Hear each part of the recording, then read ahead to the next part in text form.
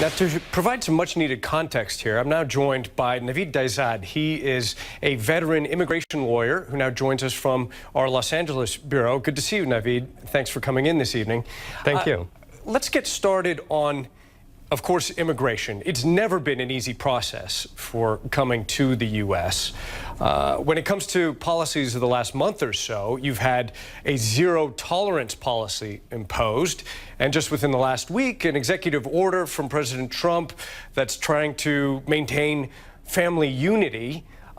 Have any of these moves further complicated the work that you're trying to do to help people get legal status here as residents or citizens of this country?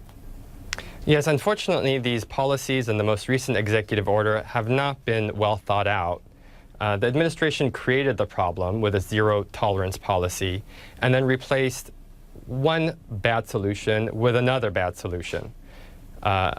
Unfortunately, the policy is aimed at ending the trauma of family separations, but it's just replaced it with the trauma of prolonged detention of families and children in jails until they can go through the criminal procedures and then the immigration procedures. Do you get the sense that all of the judges, all the different agencies and departments that are involved at different facets of this work, that they all know what the policy and what the guidelines are right now? Absolutely not. There are conflicting statements, and in fact, it's impossible to execute this new executive order within the confines of the law. As I mentioned, this executive order calls for prolonged detention of the kids with their parents, but there's also laws that protect these kids and says that kids should not be held in ICE custody for more than 20 days at a time. They also don't have the beds, enough beds to house these families together. This is a solution that is unworkable from day one.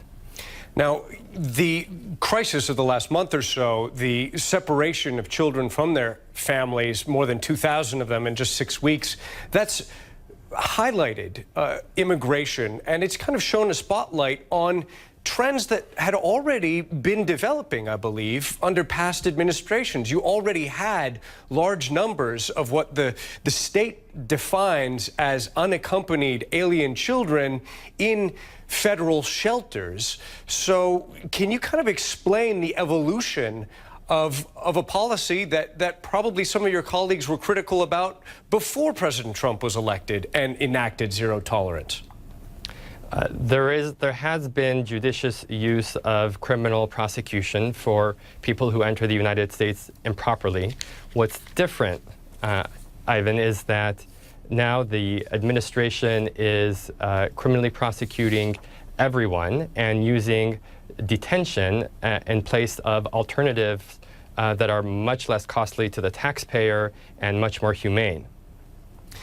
Let's go to some of the most recent comments from President Trump, where he talked about what he perceives as a link between illegal immigration and crime in this country.